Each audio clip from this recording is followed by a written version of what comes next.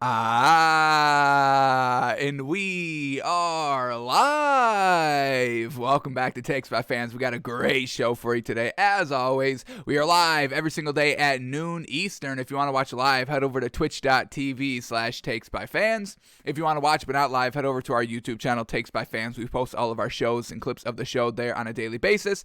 And if you just want to listen, we are on podcasting apps, Spotify, Apple Podcasts, Google Podcasts, however you want to watch or listen. We've got you covered multiple ways. Alrighty, today's a big old Monday, folks, and we are live from LA broadcasting for Super Bowl Sunday coming up this week, folks.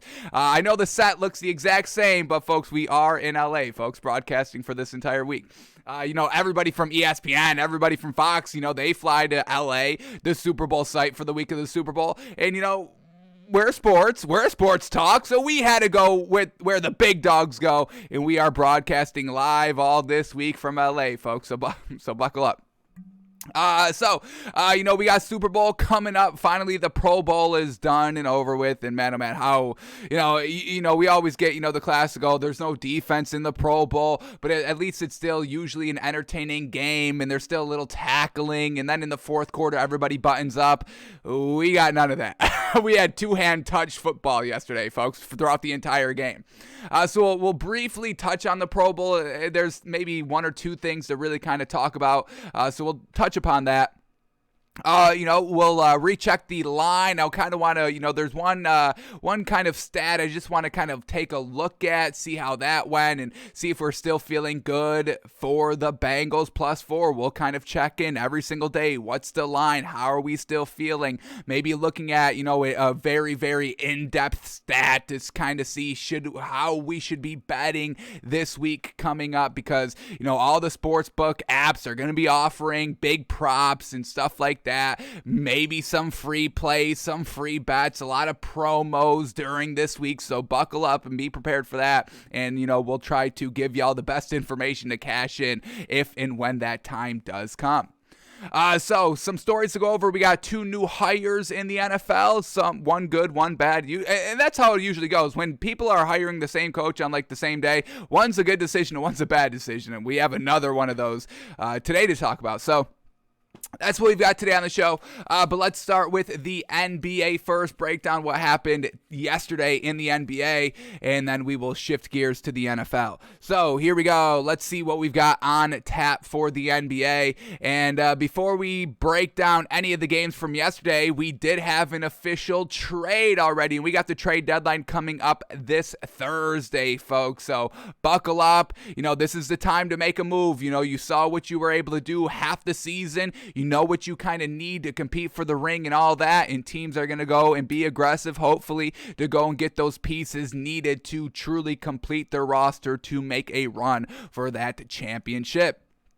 So this team, it's a very good team, and now they even got better. The Cavs and the Pacers were involved in a trade yesterday, and the Cavs are getting Caris LeVert. Ooh, a nice shooter, outside shooter to help with this Cavs team. Darius Garland, Jared Allen, Caris LeVert. I'm loving, it's not the biggest big three, but it's a nice, solid little big three that they've got going with the Cavs, and we've seen this Cavs team be good all year long. Let's get where they currently are in the standings. I believe it's still fourth in the Eastern Conference. Fourth in the Eastern Conference at 33-21. So now you just bring more depth, more scorability, and Caris LeVert being a nice outside shooter.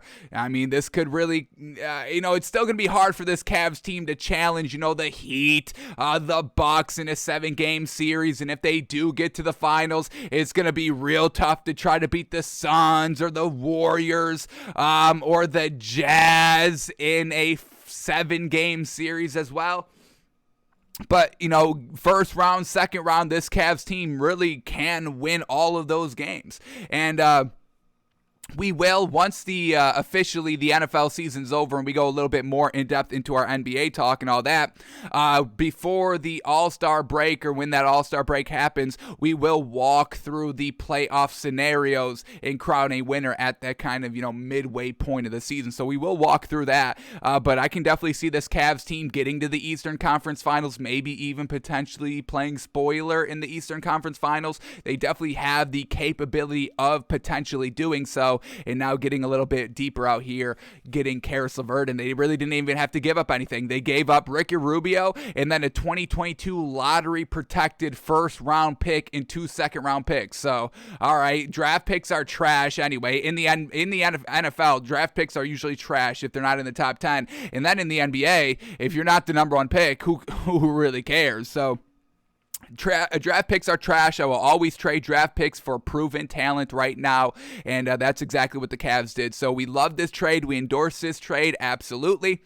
And then just real quickly here, I was kind of thinking about what other trades can potentially be happening, and we'll play around with this kind of throughout the week. The ESPN NBA trade machine, it's great. It's kind of like the the playoff predictor for the NFL. You can, put 2 teams in, 3 teams in, players, and then you can run the trade to see if it would be successful with the cap situation and, all that.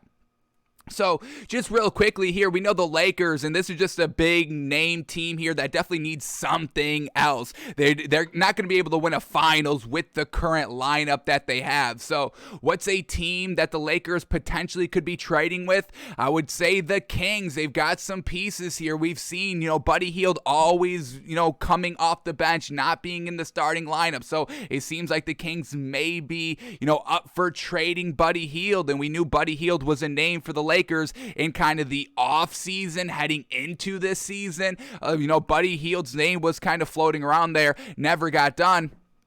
So we'll see if anything has really changed before the trade deadline. But I'm kind of liking this trade right here, and they say it works out. So it would involve having to trade Russell Westbrook. And, that's kind of, we like Russell Westbrook, but he's not fitting here for this Lakers team and what they truly need. They just need a nice facilitator of the floor. And we know Russell Westbrook gets a little too carried away here and there. So it would have to involve trading Russell Westbrook, especially with the contract, and that's gonna require the Kings of trading for Russell Westbrook, and I think that's where this trade truly could fail. The Kings, they don't need Russell Westbrook, and I don't know if they really want Russell Westbrook to kind of help turn around this Kings organization, but maybe you trade Russell Westbrook, and then you'd probably have to give up Talen Horton-Tucker. And now this is, once again, I'm not saying that this is going to happen. I'm saying I would like to see this happen. But you trade Russell Westbrook and Talen Horton-Tucker for De'Aaron Fox and Buddy Hield. We run the trade. The trade is successful with all the cap situations. Definitely the Lakers win this trade like 1,000%. Maybe you also throw in some draft picks for the Kings, which is going to be a little hard because the Pelicans really already have the Lakers' first-round picks for the next couple of years because of that Anthony Davis trade.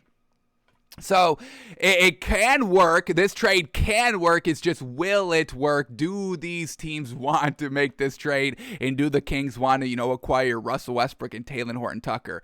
I don't know if they do. I would. I don't know if I would. But for De'Aaron Fox and Buddy Hield, that would definitely make the Lakers, championship contenders. You get Buddy Hield, a nice outside shooter, can play some nice defense. De'Aaron Fox can facilitate the floor, absolutely, and doesn't, have as many turnovers as Russell Westbrook. So, we'll see. I doubt this trade happens. I do not think this trade happens. This is something I would love to see, and this would make the Lakers, championship contenders. And, we still want to see LeBron, compete for a championship. Tom Brady won a ring last season and then exited this season. I still want to see LeBron James kind of go out at the top of his game. And, I would like to see him compete for a ring this season. He's not going to hang it up after the end of this season. I don't think he truly wants to play with the Sun, but we'll see how all that works out. But maybe this trade happens, folks. So watch out for this trade. Watch out for this trade before Thursday.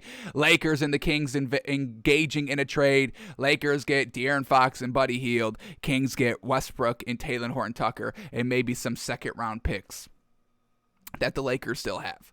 So we'll see what happens, but expect some more moving pieces here. And we'll, play around with this trade machine maybe a little bit more in depth tomorrow in the show. What are some teams here that can potentially have some pieces to trade? We do know CJ McCollum for the Blazers. He's kind of being, mentioned in trade talks. We bring up the Kings because we've been following them all season and seeing kind of, bringing in David Mitchell to the starting lineup and having good success with him. So you don't really need De'Aaron Fox, but he healed coming off the bench. So still think the Kings are looking to potentially trade. We know the Blazers potentially trading McCollum.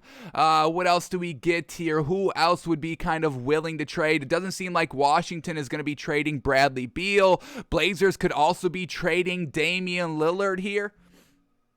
Because you're, kind of blowing it all up. You just traded Norman Powell for whatever reason, so it doesn't seem like you're in a win now mentality. You're thinking about trading CJ McCollum, and if, Damian Lillard comes back, because he's out right now, probably out for another 3 to 5 weeks potentially, and that's definitely going to hurt the trade value because we don't know how he's going to look coming back from injury. But, that'd be a nice kind of, let's get rid of him now. We're going to start the kind of rebuilding process here in Portland, so we'll see how that plays out. But Kings, watch out for the Kings to be some trade partners, the Blazers to be a trade partner. We get anything really else here? Can we see another team kind of trading some pieces? Who's going to be kind of a trade partner? Maybe the Jazz? I don't really see the Jazz trading anybody. We just know they're very deep. So, maybe either Hassan Whiteside gets traded potentially. I don't think it happens, but they got a nice depth there to kind of, keep it up in the future for more draft picks to keep their depth.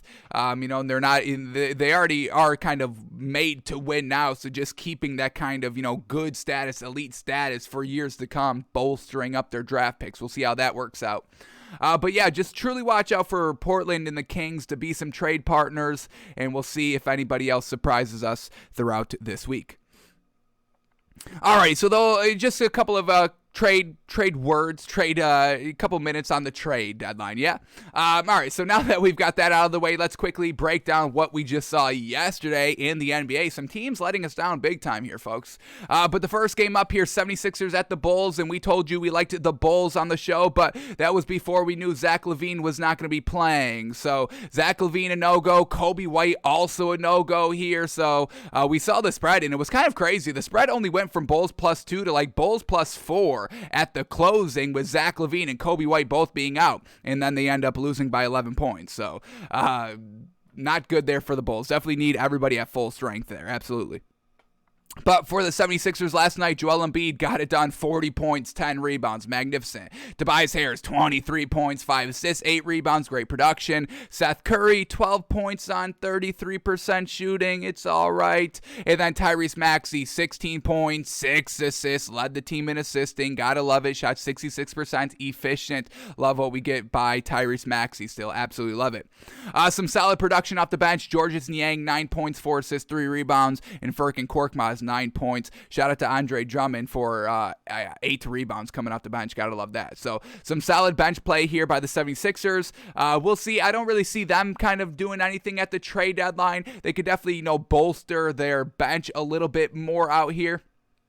But overall, we know their starting 5 is pretty gosh dang tight. And then for the Bulls, once again, no Kobe White coming off the bench, no Zach LaVine, so DeMar DeRozan, 45 points on 60% shooting, man, oh man. DeMar DeRozan, he needs to be in the running for MVP as well. I don't put him kind of at the forefront because there are a lot of stars on this Bulls team, but, regardless of the stars playing, we get no Zach LaVine here. This man will take it upon himself to go above and beyond what he does on a nightly basis. 45 big old points here. Big time shout out to DeMar DeRozan. I do think Joel Embiid and Jokic still should be ahead of DeMar DeRozan. We have Pascal Siakam, I think, should be kind of in the consideration as well alongside DeMar DeRozan here. They are just so gosh dang consistent for their teams.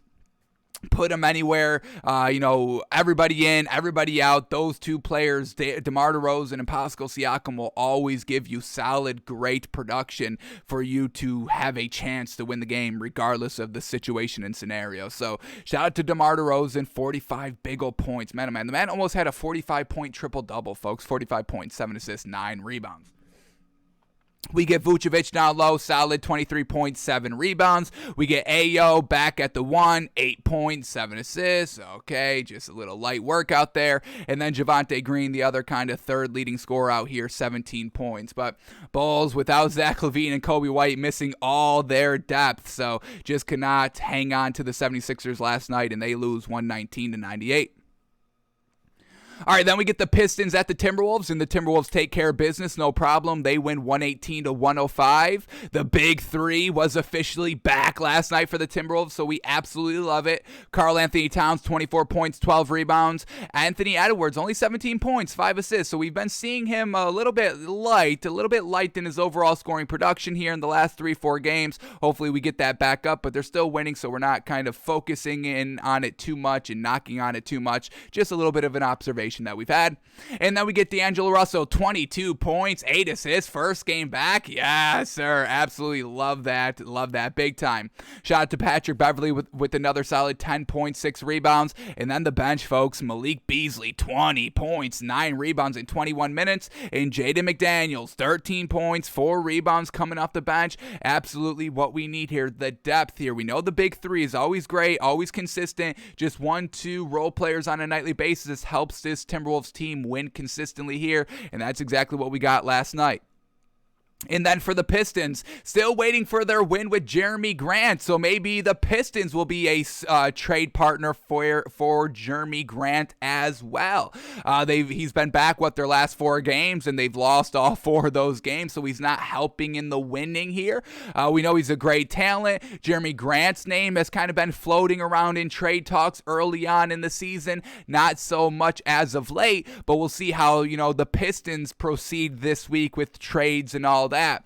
Let's quickly see. Can we get a Jeremy Grant trade to the Lakers? And I'm really just focusing on the Lakers right now, folks, because of LeBron James. Everybody knows that the Lakers need something to truly be contenders. Like we said, they're not winning with this roster right here. They need another piece or two to really kind of solidify them being a great team compared to all the other fantastic teams that are already good and don't need any trade pieces to make them good. So we're just kind of focusing in on the Lakers here because of those 2 reasons, LeBron, and they just need something else. So just quickly here with the Pistons and Jeremy Grant. Can Jeremy Grant end up going to the Lakers playing a 3 role? Would he play the 3? So Jeremy Grant, you'd probably still have to get rid of Russell Westbrook. Can they do this? No, this trade fails. All right, why does this trade fail? Pistons are over the luxury. We got to cut $19 million. All righty, so can't just kind of trade straight up. What about Talen Horton-Tucker as well? We put in Talen Horton-Tucker. Well, that doesn't work either. All right, they'd have to kind of, work around that to make that work. It's not simple here, player for player or anything like that. So once again, we'll keep an eye on this Pistons team as we progress through this week. But Jeremy Grant last night, 10 points, 5 assists on 27% shooting. Just, taking a little bit too long here to get reacclimated to basketball and, being on the floor for an entire game, the rhythm and all that. Saddiq Bey had a pretty solid game. He led the team in scoring, 24 points, 8 rebounds. No Cade Cunningham yesterday, so we get Corey Joseph at the 1, 15 points, 4 assists. Off the bench, they had some nice production from Trey Lyles. He put up 16 points and 7 rebounds in only 17 minutes. We'll absolutely take that. And then Killian Hayes with a solid 10 points, 8 assists coming off the bench. But they come up a little bit short to the Timberwolves yesterday, 118-105. All right, next game up here is the Nets at the Nuggets here. We'll see. I doubt the Nets do anything at the trade deadline. We've been kind of hearing James Harden wants out. Then Steve Nash yesterday says, we're not trading James Harden, and I doubt they would. I think James Harden does leave at probably the end of this season just because of, the whole Kyrie thing, and, Kevin Durant's injured, and just there's no other helpful pieces here on this Nets team. It's really just the big 3, and that's really it. Kyrie, one person really can't carry the load here because you have to be the main scorer and the main facilitator and the main big, whichever one of the big 3 is on the floor.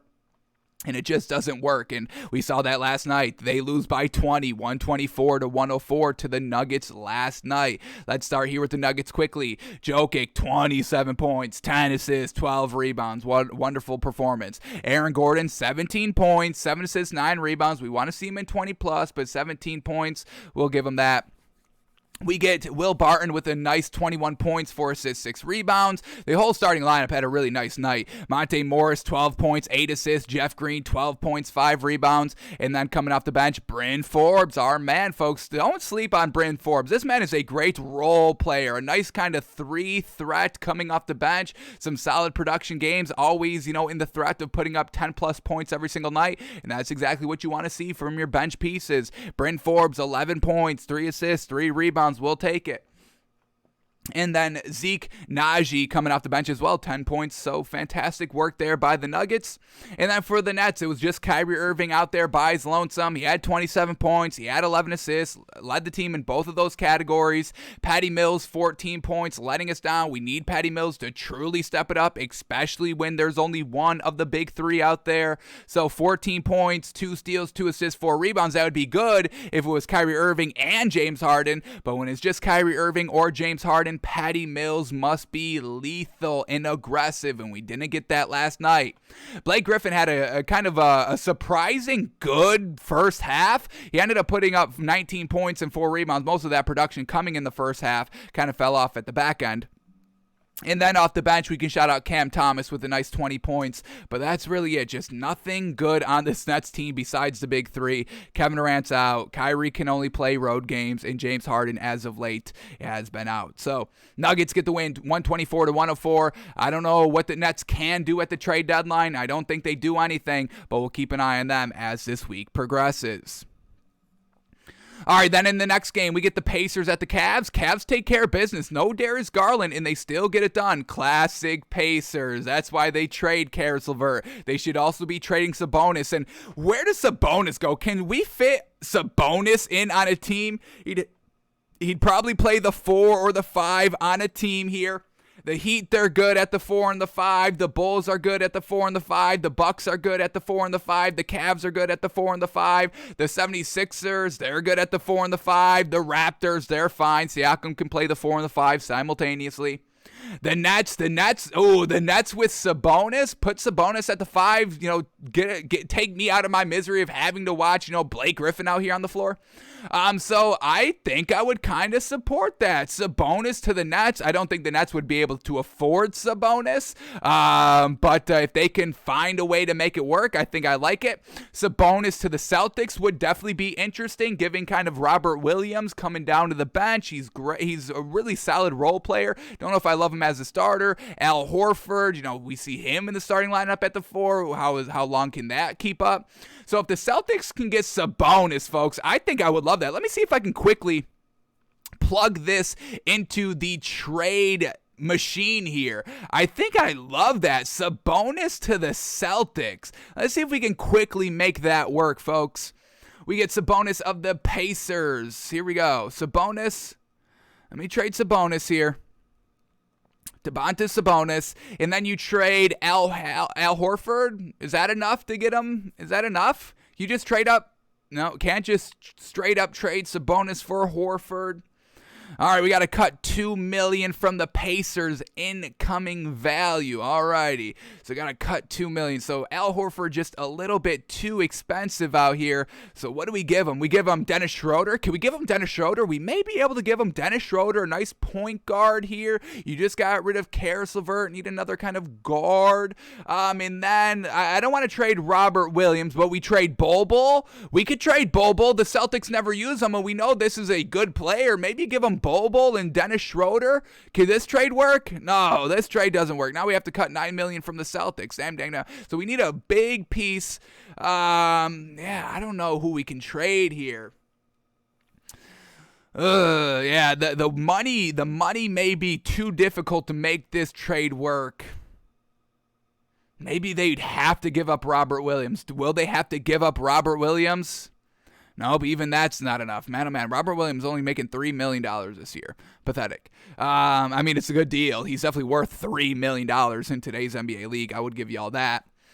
Alrighty, we may have to kind of make this work in a different way here. So I just think it's interesting. We'll see if we can maybe make this work and bring it up into tomorrow's show, the actual trade. But Sabonis to the Celtics. It'd be hard to work, but I think I love it.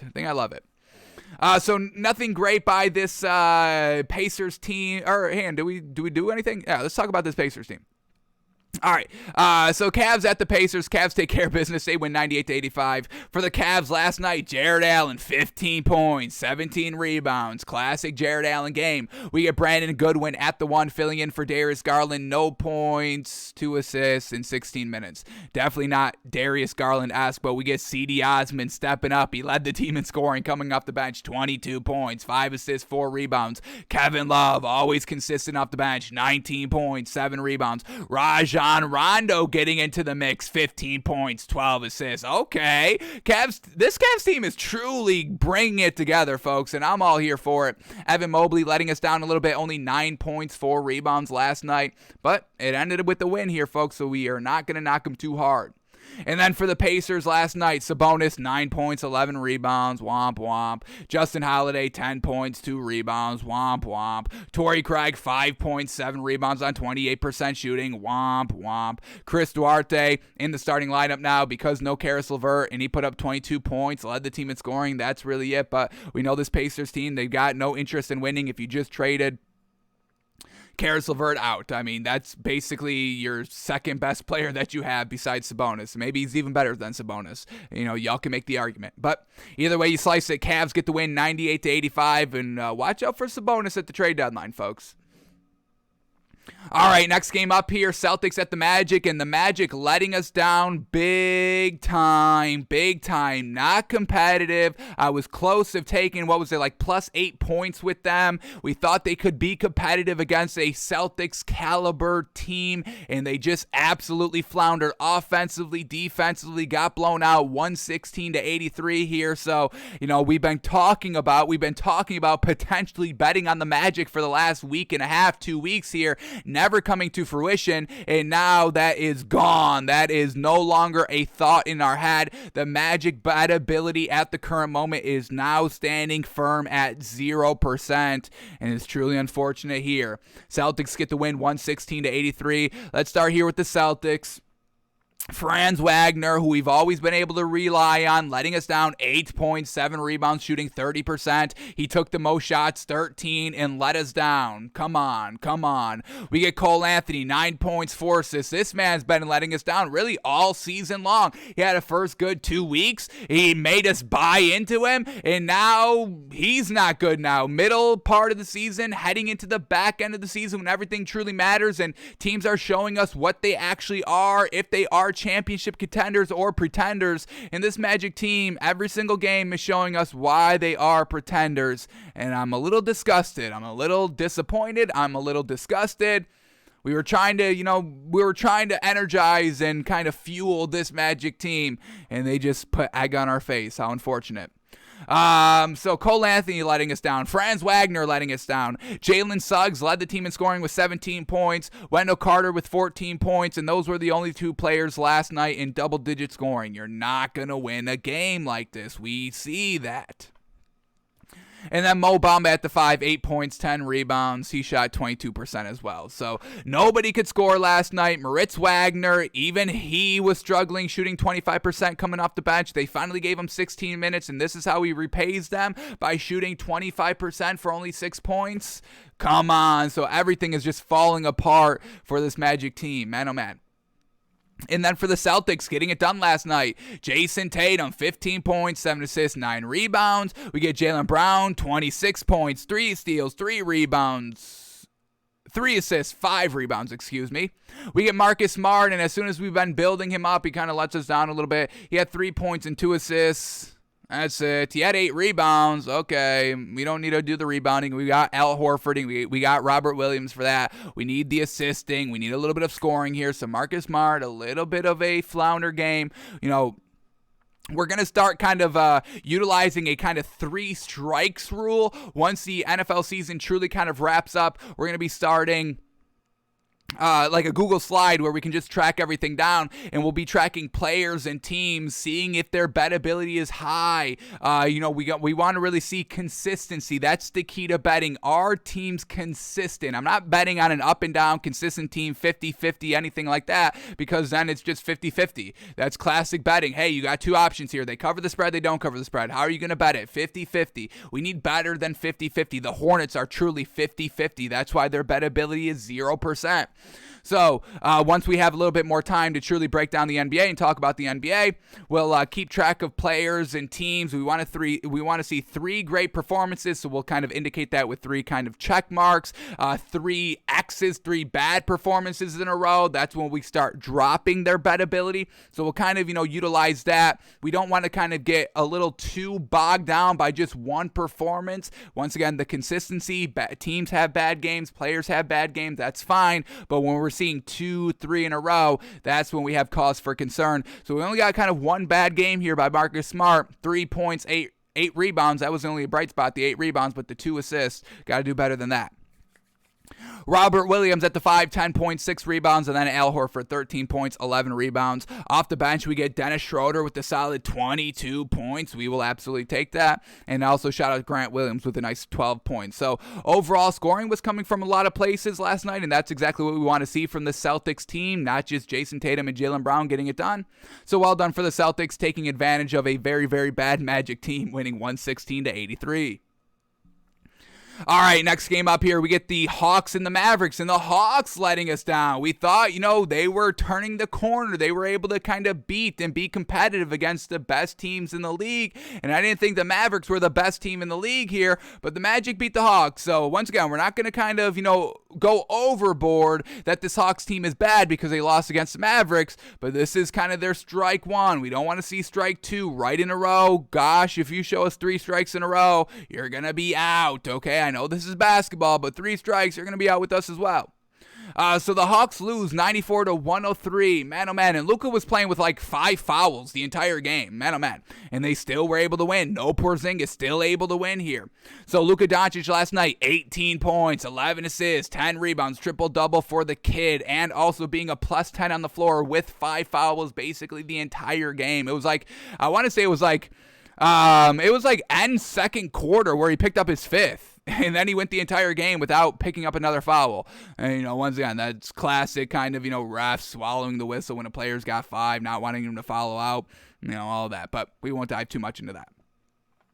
So Luka Doncic got it done last night. We had Dwight Powell filling in at the 5 for Porzingis, 12.7 rebounds. Reggie Bullock with a solid 22 points. Jalen Brunson with 22 points. And then Dorian Finney-Smith at the 4, letting us down a little bit, 11 points, but he shot 25%. So everybody in the starting lineup got it done for the Mavericks. The bench, nothing great. But man, oh man, the Mavericks beating the Hawks. That's a great win for this Mavericks team, and I truly can't get a read on this Mavericks team if they are good or if they are not good. They are truly centric on Luka Doncic. He does it all. We know he does it all.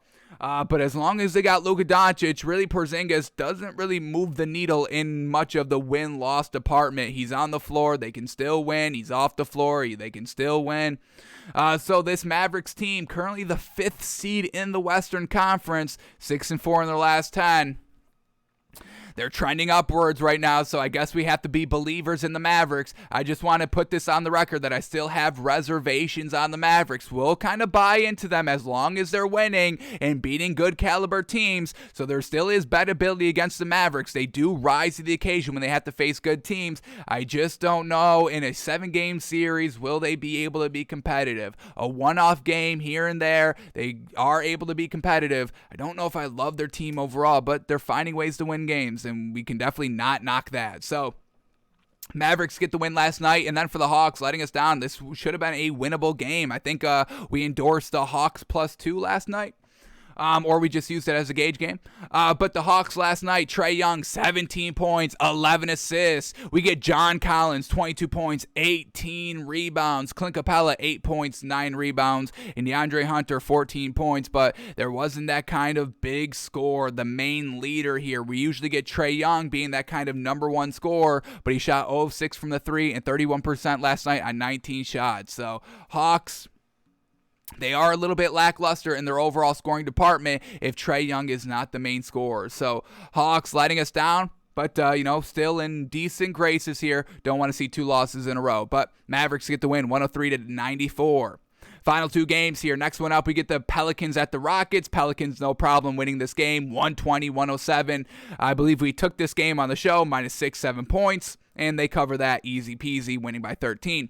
But for the Pelicans, Brandon Ingram, 33 points, 12 assists, magnificent. Jonas Valanciunas, 18 points, 5 rebounds. And we'll see what this Pelicans team does at the trade deadline, if they make any moves or splashes, because we like this team when it's Brandon Ingram and Valanciunas in the starting lineup. Jackson Hayes coming off the bench. We love it. Playing more minutes, 27 minutes, 21 points, 7 rebounds, shooting 80%.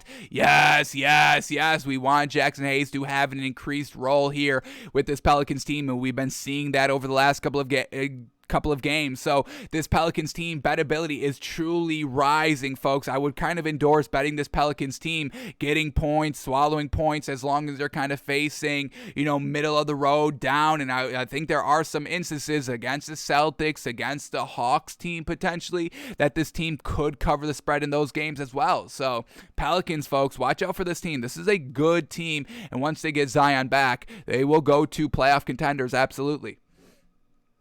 All right, and then for the Rockets last night, we had Christian Wood playing the 4. 22 points, 8 rebounds. Alperen Sengun at the 5, 5.6 rebounds. But once again, your best players are big. You led the team in scoring, you led the team in rebounds, and you lose the game. We know this story. Bigs can be good, folks. Bigs can be dominant. We just said that yesterday on the show. This resurgence of bigs. But you can't just have one good big, and that's the end of it. We need something else here. The freaking, the Nuggets, I don't even know if they would be winning if they didn't have Aaron Gordon out on the floor, and it was just Jokic by himself, and we know how great Jokic is, defending, reigning MVP, potentially going back-to-back here. But, Christian Wood is just not as great as those bigs are. Joel Embiid, he's not as good as Joel Embiid. He's not as good as Jokic. He's not as good as Giannis. He's kind of this second-tier big, so you're definitely not winning when that's your main piece. So, Pelicans get the win, 120-107. And then the last game of the night here, and, the Clippers let us down a little bit. We thought they would be competitive in this game. I thought the Clippers +4 with some solid value overall, and they kept it close in the first quarter. Midway second quarter is really when they started to lose it, and the Bucks closed it out well in the second half and win 137-113, a nice blowout win. So Clippers letting us down, and they even had Norman Powell play. I didn't know if they were going to play him last night because he just got there, but they did play Norman Powell. So we'll talk about that in a second. Let's talk about this Bucks team first.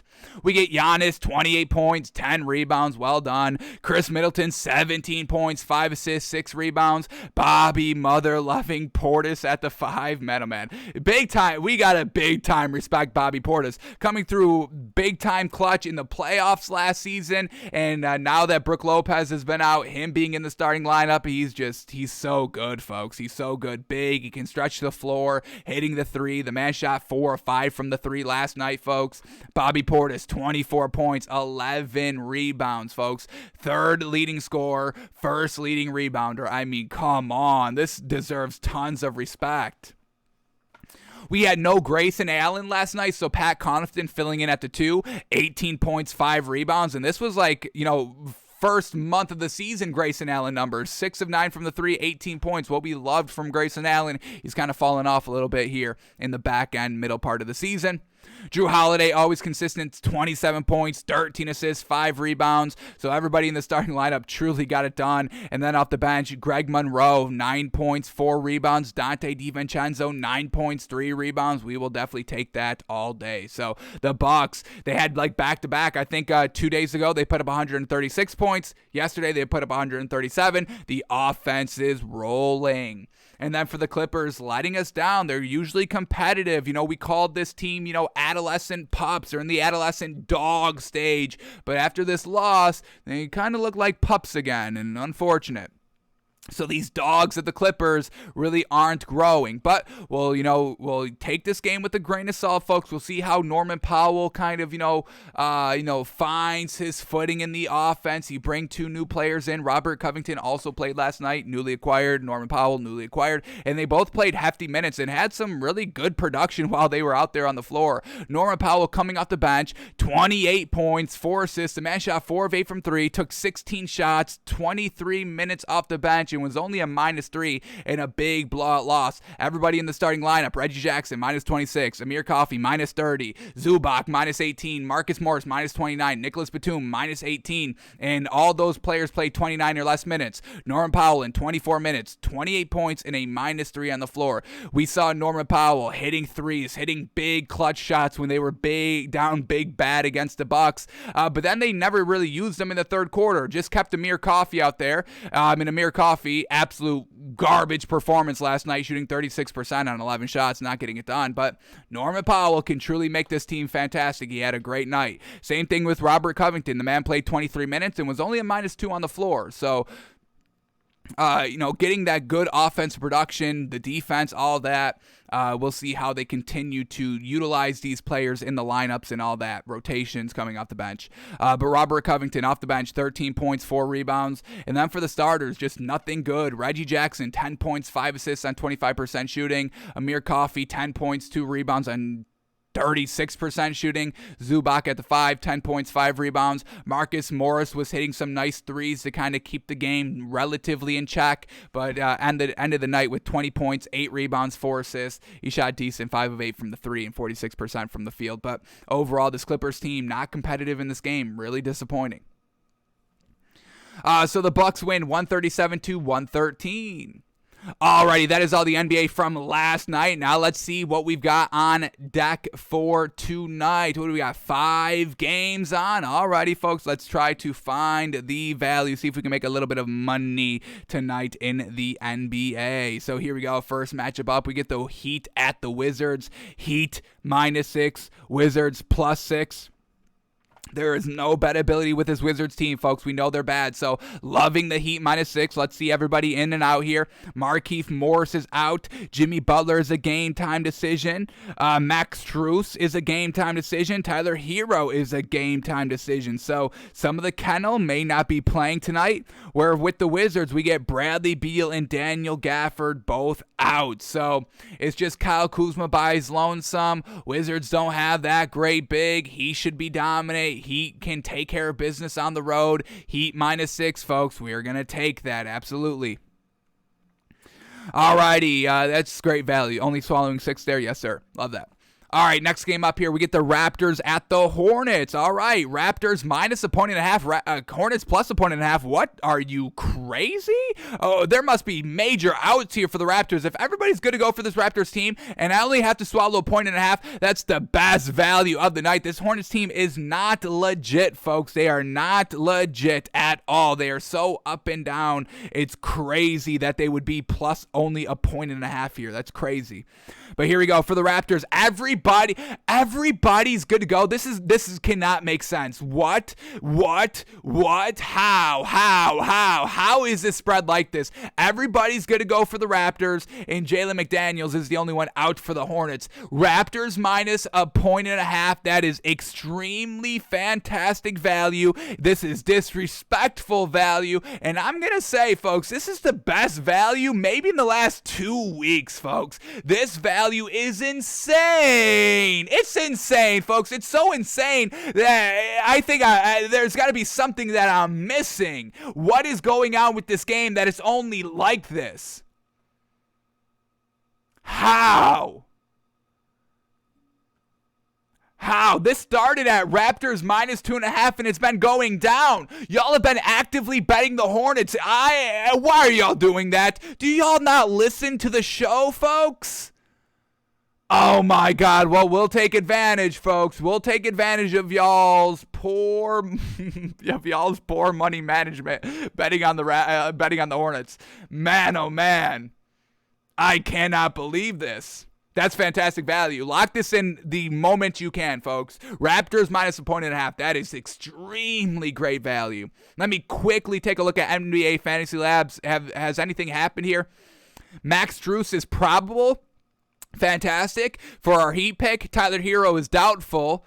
And we don't have any information on Jimmy Butler. Alrighty. But man, oh man, that Raptors pick. Woo, that's fantastic. I don't want to get too big and kind of, go over. We want to, I do love the Raptors minus 1.5, and we'll be betting that tonight, absolutely. And I think I would go even as high as going Raptors minus 6. I don't want to go too big, folks, but I think I would go Raptors minus 6. But I'll stick with the Raptors minus 1.5. Don't need to push anything, folks. Just don't push it. That's probably the biggest lesson for, the newly acquired states that can bet via mobile, via, your home base. Don't push anything. You can bet every single day, folks. There's something to bet on every single day. Take the best value. Try not to push anything. I know it's enticing with everybody sharing their bet slips on Twitter of how much they won and all that. I'm not the biggest fan of that, folks. But just take it easy. Don't push anything. Raptors minus 1.5. That is, oh my freaking goodness. I'm about to end the show short because I get screwed a couple of times, folks. I talk on the show. I don't really secure anything until after the show, and then the value is gone because y'all listen to me, which I appreciate. Y'all actively live bet on what we say here on the show, which drives down our value, but I sacrifice for the people out here. Raptors minus 1.5. Holy moly. Wow. I'm a little dumbfounded, folks. It's fantastic value, but let's see if we can keep going here, folks. We're 2 for 2 so far, and there's 3 games left. Are we gonna have 5 great picks tonight? Let's see. Here we go. Next game up, we get the Warriors at the Thunder. Warriors minus 12.5. Thunder plus 12.5 here. I never love swallowing points like this. And, I look at the game the next day. I'm like, damn, they did cover the spread. So Warriors minus 12.5 is probably indoors, but I can't swallow that many points. Backdoor covers, that's the worst way to lose, folks. I would rather just have, take, for example, Heat minus 6 and the Heat losing the entire game. I'd rather that's the way it plays out. Then Warriors, I got minus 12.5. They're up 15 at halftime. They're up 20 going into the fourth quarter. Steph Curry doesn't play. Klay Thompson doesn't play. Nobody's playing. And then the Thunder, they only lose by 11. And we took them minus 12.5 for the Warriors. So I absolutely hate backdoors. But, Warriors minus 12.5 here. They should be able to cover no problem. This Thunder team is not good. But let's see who's all in and out here. Draymond Green is still out for the Warriors, and that's it. And then for the Thunder, we get Shai Gilgeous-Alexander out. Luguentz Dort is a game-time decision. So Mike Muscala is still out. So nothing great there for the Thunder. Luguentz Dort by himself. Good luck with that. We'll stay away from officially betting because we got the Raptors minus 1.5, folks. I mean, that's so great value. It's great. It's such great value. I can't believe it. All right, final 2 games here. Let's stop talking about and gushing over the great, fantastic, wonderful, amazing value that is the Raptors minus 1.5. We get the Suns at the Bulls. Suns minus 8. Bulls plus 8. Alrighty, Bulls on the back-to-back, so we're staying away from this one as well. For the Suns, we get Cameron Payne out, Dario Saric out, so they're getting a lot of, Frank Kaminsky and Dario Saric are still out. We know DeAndre Ayton is back, so their beef is back. We knew that the last 2 games. And then for the Bulls, what do we got here? Lonzo Ball is still out. Kobe White's a game-time decision. Zach LaVine is a game-time decision as well. But them on the back-to-back, no thank you. And then the last game of the night, the Knicks at the Jazz, folks. And y'all already know our sponsor, the Knicks, always bet against them. So we do have to read this, folks. Let me bring up the statement that I have to read in every single game here. All right, here it is. Bet against the Knicks tonight. It's always going to be amazing value. You will hit your bet no matter how many points you have to swallow. Here at Takes by Fans, we are officially taking the Jazz minus 8. All right, that's our little read through that we have to read every single time we bet against the Knicks. So there it is, folks. So Jazz -8, Knicks +8. Now, we know the Jazz are good now because they got Donovan Mitchell back. They got their leader back, so that's fantastic. We're clear to bet the Jazz here and bet against our sponsors. We get Rudy Gay, a game-time decision. Jordan Clarkson, a game-time decision. Rudy Gobert is still going to be out, but once again, as long as they have one of their two leaders, Rudy Gobert, Donovan Mitchell, they will win games, no problem. The Knicks, we get Derrick Rose is still out. So Jazz -8. Always bet against the Knicks. That's the safest bet that there is in sports, folks. So we will officially take Jazz -8. So 3 great values here, folks. We're betting on the Dogs, the Kennel, the Miami Heat. And the Heat aren't on a back-to-back, are they? Oh, my goodness, I forgot. Oh, no, they weren't.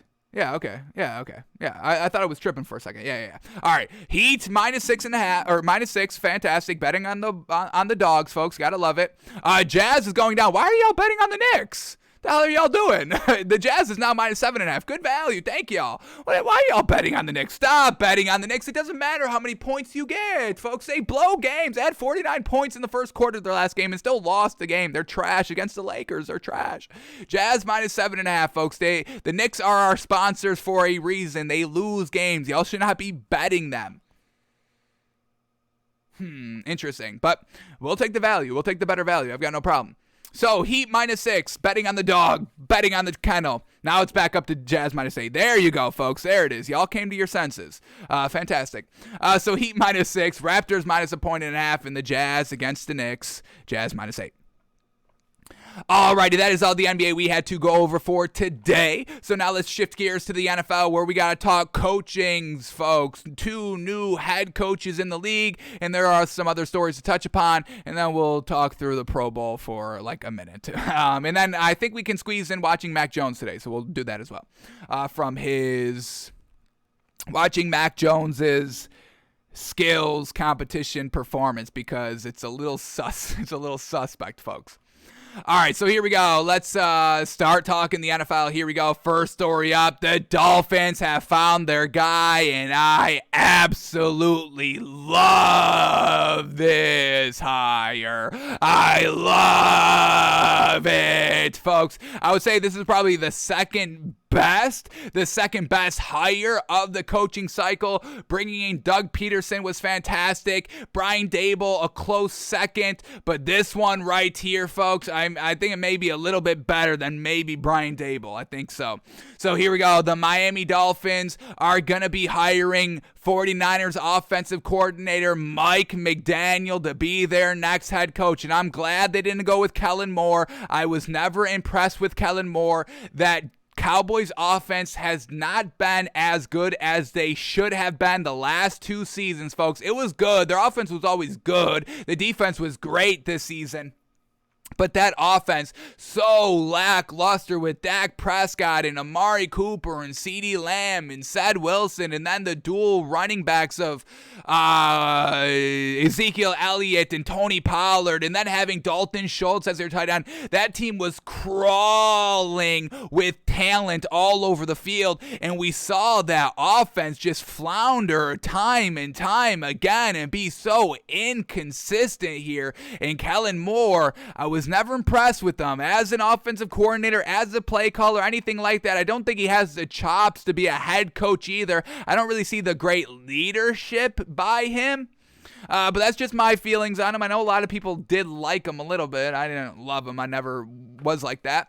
But Mike McDaniel, what I've been hearing and seeing and listening to this man talk, I'm loving everything about it. He seems like a great leader. He seems smart and innovative. And we're going to hear from other coaches that have been near him, other players that have been near him, singing his praise on him. But just listening to how this kind of man's mind works and how he explains information, and it's so kind of digestible and you're able to pick it all up. And he's a player's coach. You know, he wants the best out of players. He's not, going to be like Urban Meyer demanding, hey, are you good? Are you good? Prove to me you're good. Well, how do I prove to you I'm good? Tell me how many times you won. What are you doing that makes you good? How are you good? Do you see me? I'm a championship winning coach. What are you doing here? Mike McDaniel's not going to do anything like that, folks. That's not what a leader does. So, offensive coordinator Mike McDaniel, and, this 49ers team really wasn't that good all year. They were working with Jimmy Garoppolo, who, a lot of people say is, below average and not clutch and anything like that. They had like one good piece altogether, which was Deebo Samuel, and they made it their primary focus to get Deebo Samuel the ball however it was. They used him as a running back. They used him as a receiver. They used him however they needed to get their best playmakers the ball. That's exactly what every team should be doing. Every offensive coordinator should be doing. How do I get the best players on my team the ball, and not just in classic fashion where I have a wide receiver who I have to throw the ball 10 yards down the field to? No. Be innovative. Think outside the box. And Mike McDaniel, I think, is the only coach actively that is truly thinking outside the box. What this 49ers offense was able to do here. We know the defense truly carried them the entire year, but, the offense was still getting it done when they needed it to. Week 17 against the Rams, down at halftime, nothing good, and then in the second half, they clean it all up. So getting it done in the clutch, getting the offense done in the clutch when they needed to make the playoffs, to secure their playoff spot, it was Mike McDaniel being the brains behind it all. So I absolutely love the hire here. Let's get our board updated here. The Vikings are going to hire Kevin O'Connell. That's not officially yet, just because the Rams are still in the Super Bowl. So we'll talk over, Kevin McConnell once that is officially official. So we'll still keep the Vikings on our board blank, but let's fill in the Dolphins. They get Mike McDaniel, folks. Absolutely love the pick. Love the hire here. Offensive mind, creative, thinks outside the box, and a great leader, folks. Great leader. Leadership is there, absolutely. Alrighty, so that's just our basic, our basic kind of thoughts so far, but let's read what other people say about him. Now, Mike McDaniels is also a part of that Washington football, used to be Washington Redskins team with Sean McVay and Matt LaFleur and Kyle Shanahan. He, was just under Kyle Shanahan of the 49ers. So there is some genius, spreading around there. I mean, that Washington Redskins team in 2011 and 2012, I don't know if it went as long as 2013, but when they had all that genius offensively and they still were kind of coming up a little bit short here, that's a little kind of crazy, seeing that in the hindsight of seeing how much success Kyle Shanahan has already had, already getting to the Super Bowl as a head coach. He got to two. One as an offensive coordinator with the Falcons. We all know how that one went. Sean McVay getting to a Super Bowl, losing, and then upgrading at quarterback and getting right back to the game. No issues. Matt LaFleur, always 13-3. Aaron Rodgers holding them back a little bit. Yes, folks, I just said that. Aaron Rodgers is holding back Matt LaFleur, okay? There is genius here in the Redskins in 2012, 2011. And now Mike McDaniels is going to be able to show that, hey, I'm as good as, if not better than those guys as well. So, man, oh man, that coaching staff, folks, in Washington, folks, that was absolutely fantastic. But here we go. We get testimonials from other head coaches in the league. So let's start with Robert Saleh. Robert Saleh on Mike McDaniels. He says, quote, Mike is phenomenal. His mindset, the way he creates things, his creativity, his outside the box thinking, his ability to communicate with people. He's as good as they get. Communication, folks, is so underrated, folks. Truly underrated. That's that's kind of what we do here on the show. I know it may just sound like a lot of talking to y'all, but literally talking everything through. Communication is truly key, and it's truly key at that kind of head coach leadership position. And that's why you truly get kind of the big picture about Mike Muscala. Just go on any social media platform. There's countless videos of just listening to this man talk, communicating what he's expecting from every player, how they should be thinking about, reading the play and what should be going through their mind every step of the way through every single play and what to look for. And he's able to communicate that so well, folks. Communication is key. It's not Urban Meyer. Urban Meyer communication was trying to kind of, get the best out of people by insulting them. And that doesn't work, folks. Mike McDaniel, he's always positive. He's always bringing everybody up, never talking down to anybody because he knows the value of bringing everybody together. The classic, which I don't know how everybody forgets it, but America is the melting pot, folks. We bring in all the cultures. So the fact that we have like cultural appropriation and all that is just like, this is what we are. We take everybody's culture and we blend it all together to get the best out of all the cultures, because that's what makes innovative ideas. That's what, starts progress of moving forward. And that's what Mike McDaniels brings to this Dolphins team that has great talent. Deebo Samuel, a great kind of gadget player, and I don't want to knock him by saying a gadget player. I think that does have a little bit of a negative connotation attached to it. He's a gadget player. He's not good at anything really fantastic. Like Cordell Patterson. He's not a true running back. He's not a true receiver. A little bit of a gadget player that does it all just good. Deebo Samuel's better than Cordell Patterson. I think we can all say that, and that's not a knock to Cordell Patterson. He's good. But, Deebo Samuel can be used in a little bit of the gadgetry. You heard him if you were watching the Pro Bowl. He threw out the term, I'm a wide back, because the interviewer was like, do you consider yourself a running back or a wide receiver? And it's like, that's what we're asking. It's like, what? No disrespect to the reporter, but what a boilerplate kind of, lame question to ask him. Do you consider a running back or a wide receiver? You do both, so what do you consider yourself as? He's going to obviously say both. It's like, what are you expecting from that answer? But we backtrack. So Deebo Samuel, using the term, hey, I'm a wide back. You can utilize me anywhere. Doesn't matter. As long as I get the ball, I'm going to be able to get it done in space and everything like that. And, what do the Dolphins have? They've got Jalen Waddle, similar to Deebo Samuel, explosive, athletic, can win right off the line of scrimmage, has the speed to, do end arounds and pitches and have him in the backfield as a decoy, or just, a great play that breaks big.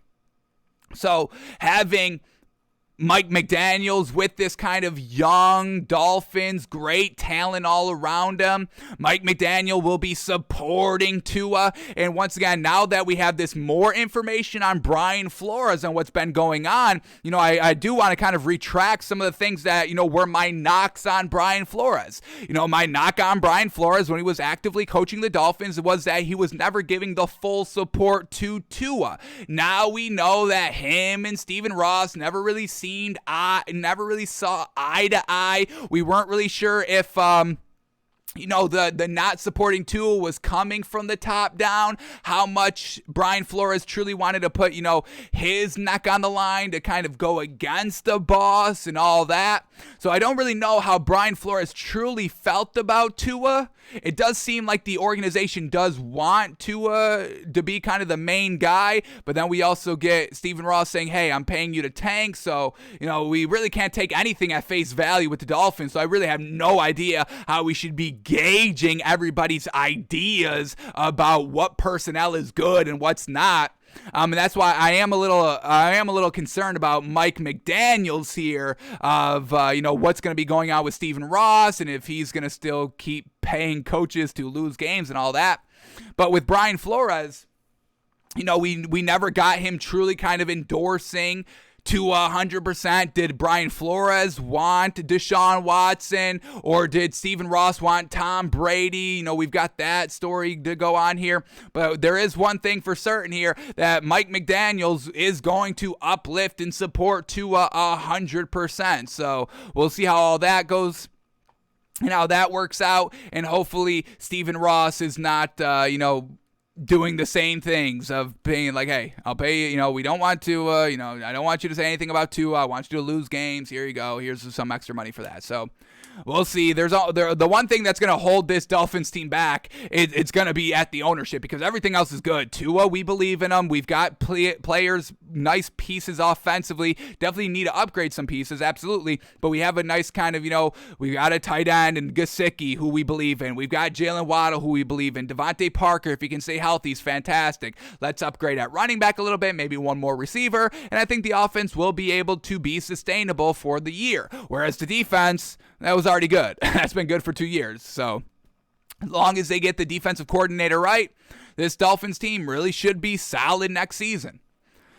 So that was Robert Saleh on him. Everything was fantastic. Then we get Kyle Shanahan, who's worked with this man multiple times. Once again in Washington, now with the 49ers. And this is what Kyle Shanahan said, quote, "Mike's a really good dude. He's really good at what he does, and he's himself. He's one of the smartest coaches I've been around, and he's been huge to our team and huge for me throughout my entire career." Kyle Shanahan saying that this dude is important to him. Kyle Shanahan getting the 2 Super Bowls, and he's crediting Mike McDaniels of helping him and being one of the smartest coaches he's been around. That's high praise, folks. That's absolutely high praise. And then we get a quote by Kyle Juszczyk, a player. Now we're getting the player perspective. We love to hear this.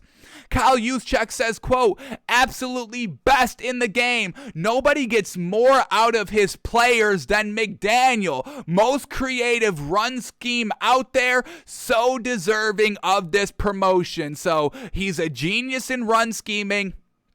Dolphins don't have the greatest running backs at the current moment. Who did we just bring in that really kind of took off at the end of the year when we brought him in? I am blanking on his name, but, once again, just having, solid, maybe average, slightly below average pieces.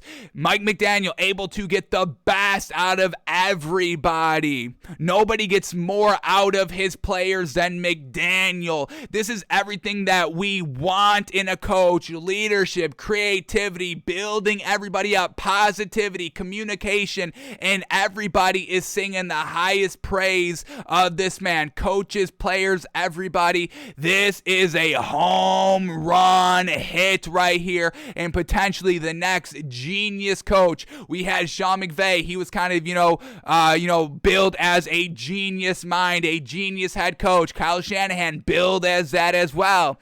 We got any other coaches billed at Matt LaFleur, billed as a genius offensive mind, and Mike McDaniels is the next one, billed as an offensive genius mind out here, and we believe he can get it done. And just one more note right here. On an article, they say, quote, "I hear one positive point," this was before the hire, "I hear one positive point for McDaniel was Miami learning Deebo Samuel spent a half hour in his offensive coordinator's offense every Tuesday as that week's game plan was being finalized. Mike McDaniel bringing in Deebo Samuel, having kind of a one-on-one for a half hour every single week to truly be like, hey, this is what we're going to be doing this week. This is how we're going to be scheming it, making sure everybody's on the right page, making sure Mike McDaniel is communicating everything, what he's expecting and wanting for Deebo Samuel that week. Getting together and having that meeting, taking the extra time, going the extra mile, folks. That's always what y'all say about what makes success. Grind. Everyone's saying, oh, everybody gets up at 3 o'clock and then they exercise and then they have a bowl of cereal and then they read a book.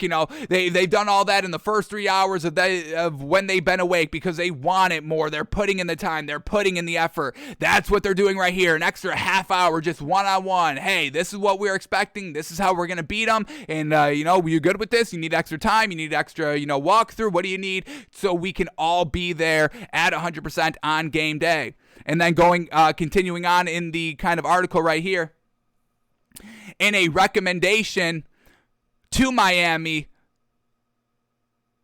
Deebo Samuel also crediting McDaniel with teaching him how to be a better pro, getting Deebo Samuel and making him even better, making him a better professional athlete, a professional football player, making him better. Kyle Juszczyk saying he gets the best out of his players here. These are two different players saying the same thing about Mike McDaniel, folks. This is it. I am so proud of the Dolphins because it was truly seeming like it was between McDaniel and Kellen Moore, and I liked nothing about Kellen Moore, and they made the right decision to go with Mike McDaniel here, folks. I cannot wait to see what this man can provide and bring to this Dolphins offense. The Dolphins offense has been lacking the last 20 years from Ryan Tannehill. We had Chad Pennington for a year. Why we even brought him in, it still baffles me. To all that. Never getting the support truly needed behind those players. We see what Tannehill can do with the right support around him. He can get you to a conference championship game, but with Adam Gase never getting the support, being kind of billed as an offensive mind, we see how that plays out. What was Adam Gase's downfall? The lack of communication, the lack of leadership. Never, always wearing the hat, the brim below his eyes so you can never see his eyes. Never speaking with confidence. I mean, he had like the softest voice ever, folks. Like, what the hell is that? And then just never communicating, never taking. I doubt Adam Gase ever took a half hour to sit down with anybody in the Dolphins organization. I doubt he ever did that.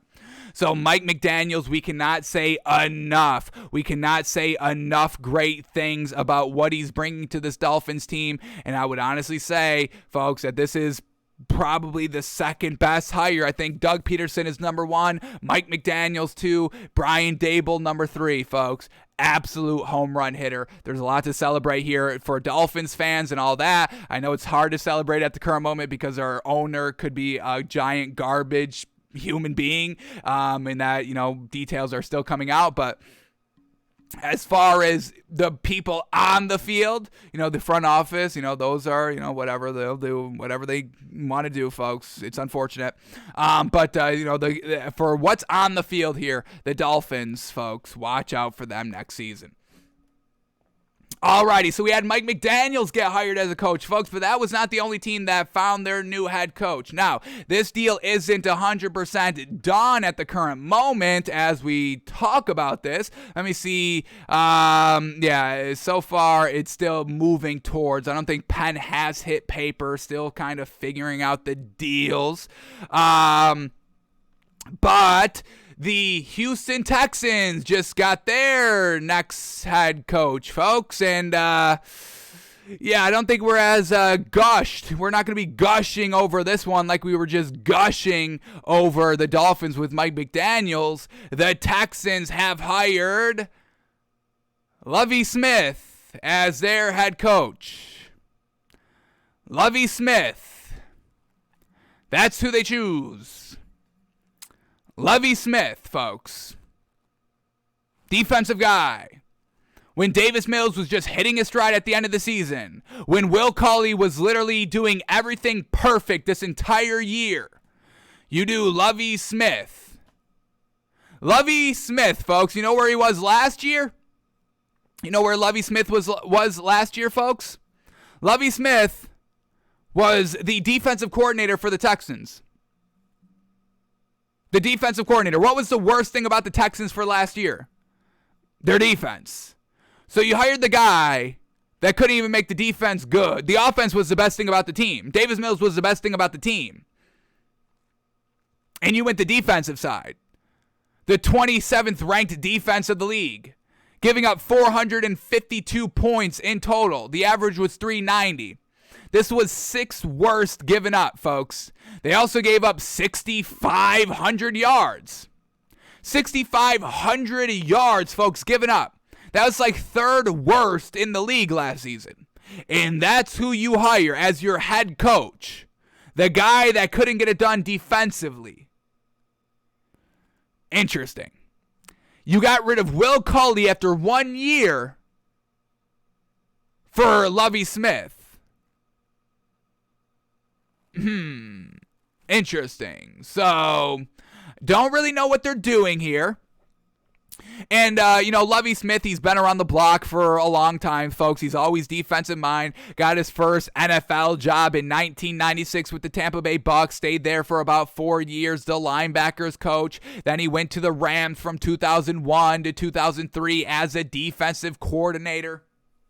Then he went to the Bears as a head coach from 2004 to 2012. And during that interim, once again, proving that Lovie Smith, I don't know if he's the guy. He should be the leader because he was having Jay Cutler as the starting quarterback. And Jay Cutler was the most lackadaisical, lazy quarterback that has ever touched the NFL field, folks.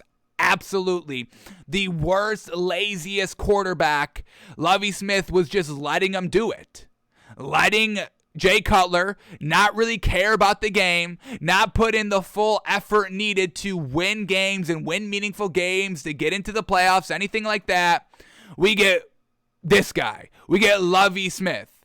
When we're trying to go for Davis Mills. Seems like they're going to go with Davis Mills again this season. This is who we bring in. The defensive guy that did not get it done this year. I just don't get it, folks. Then he head coached the Tampa Bay Bucks from 2014 to 2015 for only 2 years. Then he did not do anything from 2015 to this season. And then the Texans bring him on as the defensive coordinator. And the defense was absolutely garbage the entire season. Not even one big bright spot defensively at all this season. So, let's update it here, folks. Texans getting Lovie Smith. Lovie Smith. Don't love it. He's got experience. That's really it. That's like the only positive we can say about him. He's got head coaching experience. But defensive guy that had an awful defense this season and gonna neglect Davis Mills. So, I don't know what the Texans' plan is. Doesn't seem like they have one, but they go with Lovie Smith. And didn't seem like they had too many great options. The other option was Josh McCown, former quarterback who was not even a good quarterback. So the Texans didn't really seem like they were hiring anybody good. And this is what we're talking about. Finding somebody new. Lovie Smith not getting it done, in the past. He's been solid. He's got some, he's got some experience, but is it even good experience? I don't know. And then you get Josh McCown, who wasn't even good at his own position. It's just like, that was the two best y'all can find. Can y'all go and find the next Mike McDaniel? Can y'all find the kind of coaching nugget that was found from Washington with Matt LaFleur, Sean McVay, Kyle Shanahan, Mike McDaniel? Can y'all do your due diligence, your actual job, and find the best candidate for the job? Can y'all go out and, find that, offensive assistant who's actually good and has a great plan, and stop just recycling the same people over and over and over again? Can we get that creative, outside the box thinking besides going with Lovie? How old is Lovie Smith, folks? Is this man aging out of the league? He's got a nice beard. I'll give him that. The beard I kind of do fuck with, so I give him that. He's 63. Okay. Not quite up there. I thought he was maybe pushing 70. But it's a light 63. But this is just who we're going with. Lovie Smith.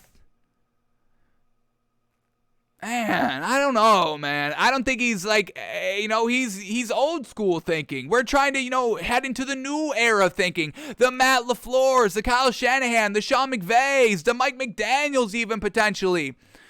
But we're going back to old school mentality and once again evolving with the times. I don't know if that's you don't win regular season with defense. You do win championships with defense. I will give y'all all that. But look at who you have as your offensive counterpart. Matthew Stafford, OBJ, Cooper Kupp, Cam Akers, genius mind of Sean McVay backing up that great Rams defense. Then with the Bengals, Joe Burrow, Jamar Chase, Joe Mixon, CJ Uzomah, Tyler Boyd, T. Higgins, a nice offensive mind of Zach Taylor, putting it all together. So yes, you need a good defense. We've never said you can't just win. You do need a defense, yes, but you also need the offense to complement the defense. And Lovie Smith, has he ever had a good offense? He was working with Jay Cutler. And who are these other quarterbacks that he had? Kyle Orton, Brian Greasy, Rex Grossman. I mean, the offense is neglected, folks. So I don't love the hire here. He's got experience.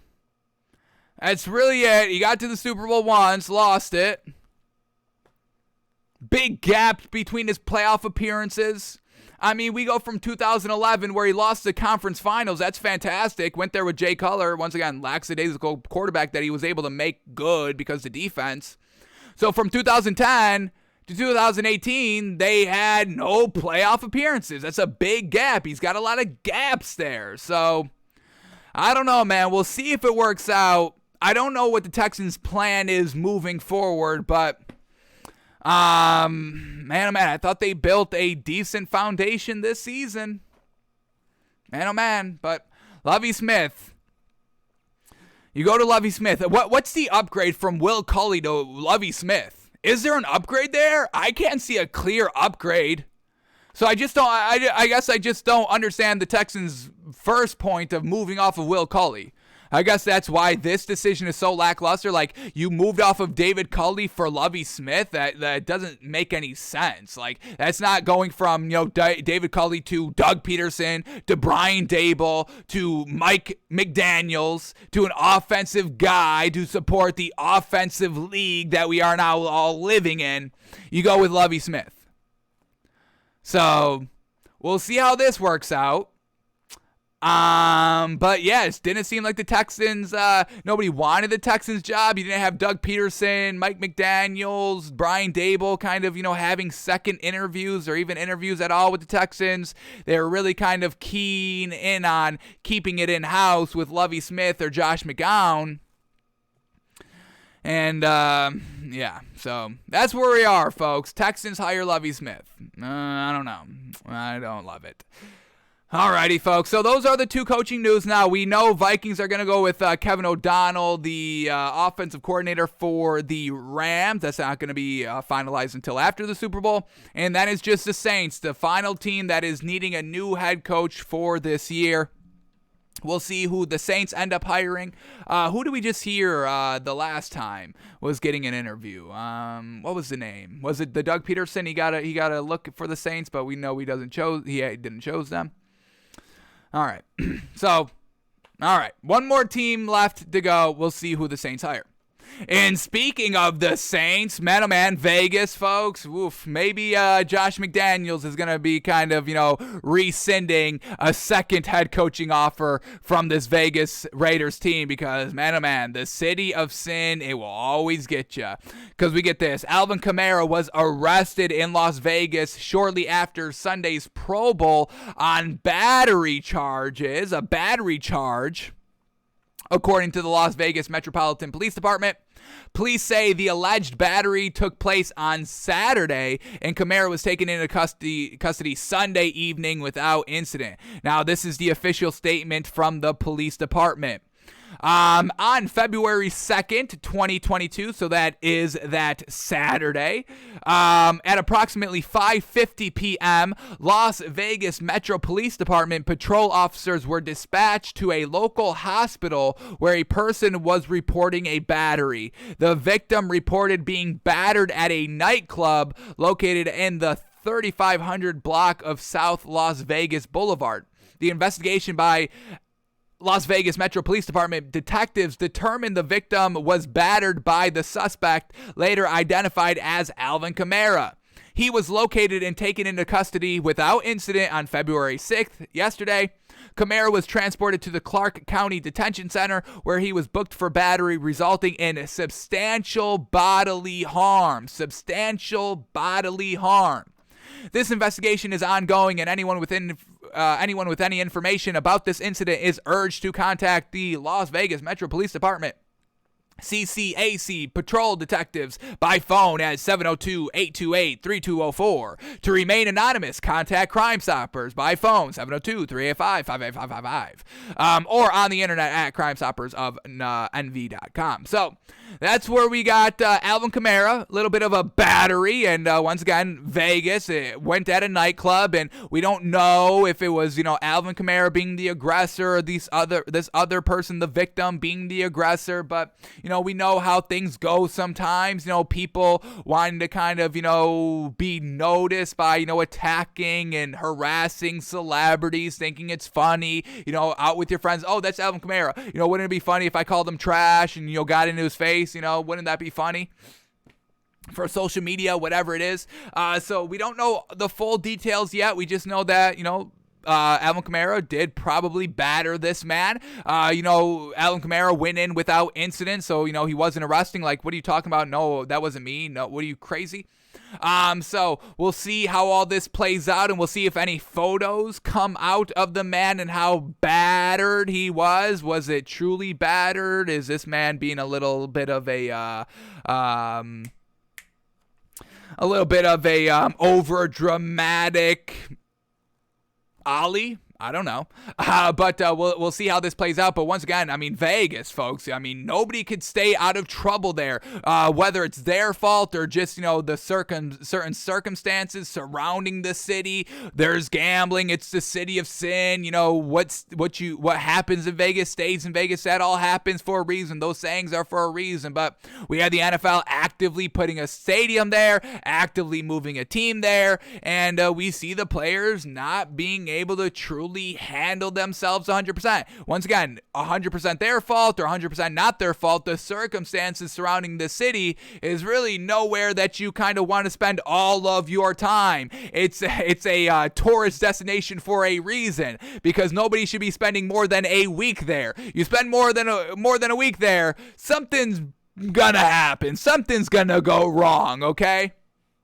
So we get Josh McDaniels, backing out of, the Colts head coaching job because Andrew Luck was not at 100% and probably saw, hey, this man's going to probably hang it up anytime.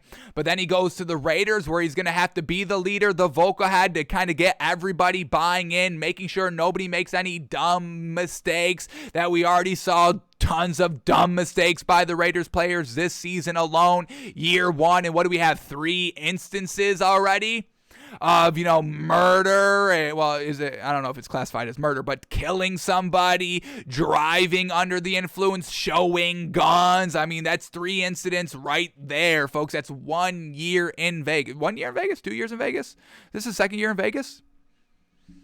Whatever it is, whatever the case is, folks, it's 3 too many, okay?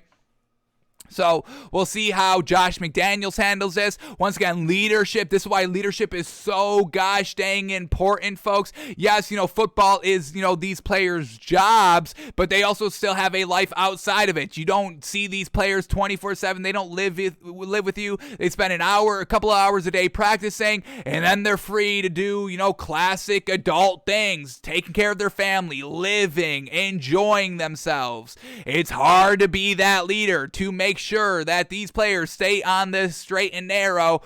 You would like it for their entire lives, but you are just responsible, for themselves kind of during the season. So I don't know if Josh McDaniels is that leader, is that guy. People were buying into Rich Bisaccia. We had players coming out saying, oh my God, this man was kind of like a great mentor to me, kind of changing my life. And then you go with Josh McDaniels, who, if we know Bill Belichick, We see all these coaches trying to be like Bill Belichick, where Bill Belichick doesn't really give anybody big praise, can bark at you. We saw Brian Flores bark at a lot of people, never giving players their full praise. We see Matt Patricia kind of do the same thing there. Thought he was too good because he was the defensive guy. And is that what Josh McDaniels is going to bring to this team? Hey, I know how to win. I got to be tough on these kids. I got to be tough on these grown adults. Is that going to work in Vegas? I mean, Alvin Kamara, he wasn't even in the Pro Bowl yesterday. And this man, was still, this was before, was still in Vegas, getting into a little bit of trouble. His fault, not his fault. We don't know the story. Maybe he was provoked, and why are you messing with a grown athlete anyway? They will beat your ass. Any grown athlete will beat your ass, hands down. You're going to lose that fight. So we'll see how all this plays out, and I'm interested to see the photos. The police department saying substantial bodily harm. Once again, never good. So we'll see how all this looked, if we get any photos, if they come out, and how he is charged, is disciplined from the league. We'll know all this as the story develops.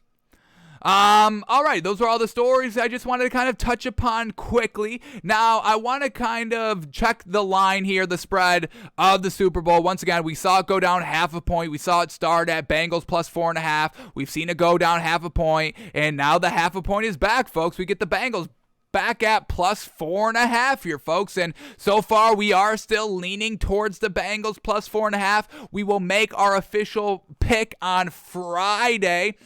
So there are, some stats I just kind of want to go into. We don't usually go too deep into stats and season-long stats and anything like that.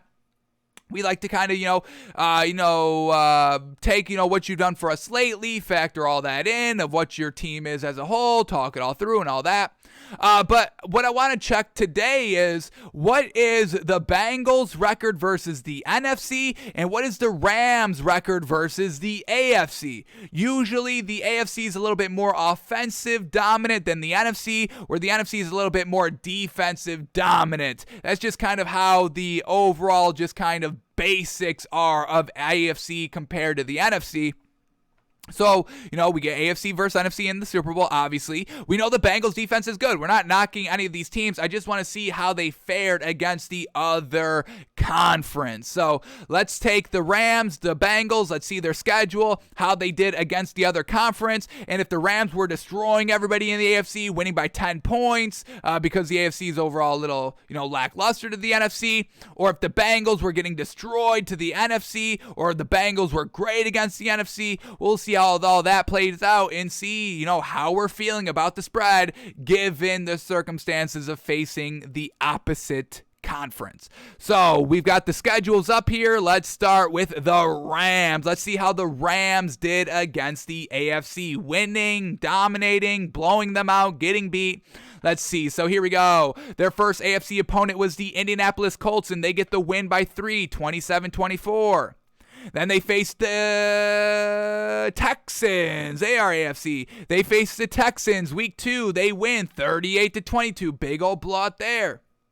They face the Titans, lose 28-16. Now the Titans are good. They are a good AFC team.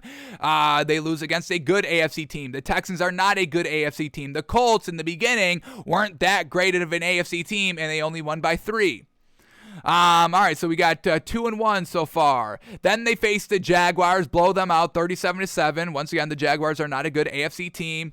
And then we get the Ravens, and they only win by 1 point, 20-19. So they face 5 AFC teams, and against good AFC teams, the Ravens and the Titans. They were close, and they lost one. They lost against the Titans. Against the Colts, they only won by 3, and then they were able to blow out the Texans, who are trash, and the Jags, who are trash. So overall, it's not like the Rams were dominating the AFC, and if you're a good team in the AFC, you were making it competitive against the Rams. So once again, the Bengals plus 4 is still looking good to us so far, folks. Now let's see the opposite side. How did the Bengals look against the NFC? Let's see what we get here. All right, here we go. Week 1 against the Vikings, starting right off the rip here. They beat the Vikings in overtime 27-24. Week 2, they face the Bears. They lose, but close, 20-17, 3-point loss. Then they face the Packers, lost in overtime, 25-22, close game against the NFC. And once again, they probably shouldn't have lost that Packers game. The kicking game was atrocious. Then they face the Detroit Lions, blow them out 34-11. Then we get the 49ers. They lose in overtime, close, 26-23. And that was it, folks. So what was that? 4 games against the NFC?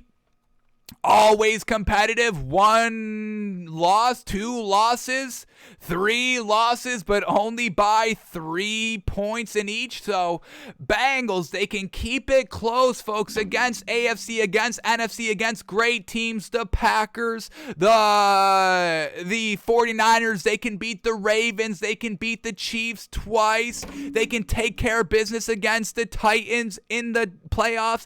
So this Bengals team against good teams, they win and are competitive and don't get blown out. So I am still loving the Bengals plus 4.5 here, folks. I still think that's the better play. Everybody on social media, in the national media, everybody's kind of early on calling it the Rams and swallowing the points. But I don't think I'm seeing it the same way, folks. This Bengals team deserves a ton of respect and a ton of credit. Just like Joe Burrow has been asking for the last couple of weeks, stop with the underdog mentality. We are the real deal. When are we going to get our respect? We just beat the Chiefs twice in like a 5-6 week span. Once at home, once on the road, one in the regular season, once in the AFC Championship game, and the games went the same. Chiefs dominant the first couple of possessions, but then we figure you out and we lock it down. We make adjustments. This is a smart coaching staff with players on the defensive side of the ball that just play off of natural instinct, folks, and I love that. If you can just play off of natural instincts instead of just like kind of robotic of always making the reads and following it to a T, there is a mental aspect of, hey,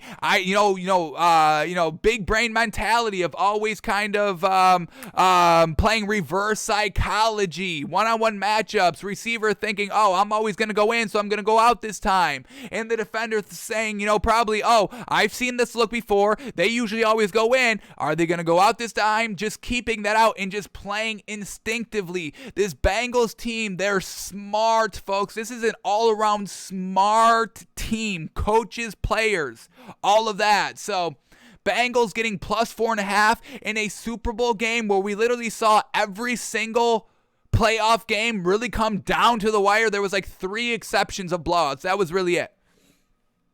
Everything else came right down to the wire. You don't think the NFL is going to make this game close? Y'all always kind of, keep it in the back of your mind of, the NFL is rigged and all of this. It's fixed. It's not real. It's, classified as entertainment like wrestling is, and wrestling is fake and all that. You don't think they would make the Super Bowl close? They make the playoffs close but don't make the Super Bowl close? You would think that would happen? So I really think any way you try to dissect it, Bengals plus 4.5 is the better pick, and I am loving the value here, folks.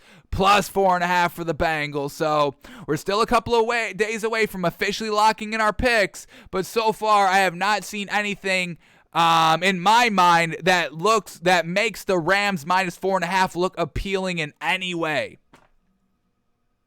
Man, oh man, Bengals plus 4.5. I'm close of locking it in, folks. I'm trying to force myself not to lock it in early. The line's not moving big time here. It doesn't seem like we're losing any value. Want to get all the information we can before we officially lock in the biggest bet of the year, folks, where we must get it right. We must be right at the end of the season, figuring out the season, and then going into the offseason on a very high note. I can't lose the bet on the Super Bowl and then go 8 months having that on me without being able to kind of correct it. Can't do that. Cannot do that. So we're not locking anything in, but man, oh man, I'm 99% there, folks. I'm truly 99%. So Bengals plus 4.5. I'm absolutely still loving it.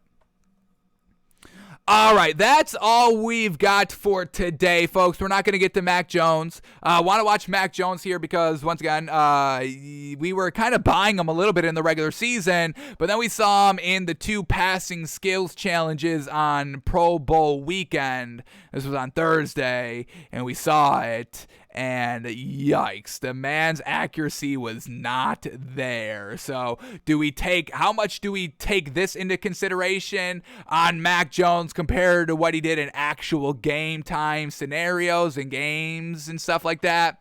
I don't know if we should be weighing it that heavy, but I definitely want to talk about it and just have it in mind. Have this information, this data in mind as we kind of reevaluate everybody in the offseason heading into next year. So we will get to that at some time. We'll see if we can fit that in. No pressure here. We've got a lot of time. This is not pressing news. This is not Super Bowl pressing news. Is Mack Jones good? It's on the, it's not at the front of the list of what we have to get done urgently. So we'll fit it in when we can. Alrighty, folks, that is going to do it for us today. Thanks for tuning in. Thanks for watching. Thanks for listening. We're back live tomorrow around noon Eastern to do it all over again, and we'll see if any trades happen. What do we get? Do we get anything breaking as we were live? Did the Lovie Smith hire officially go down? Do we officially have that yet? Does not seem so. So once again, they can change their mind, but once again, everyone's reporting like this is going to get done. This is the move. Alrighty, so that is going to do it for us today, folks. Thanks for tuning in, and does not seem like anything else is breaking. So alrighty, but once again, folks, I got to reiterate it because it's been on my mind for the last hour since we discovered it. Raptors, -1.5 points. Man, oh man. Man, oh man. Now it's -2. See y'all. What y'all are doing. You're making me lose the value. So yeah, I got to get out of here.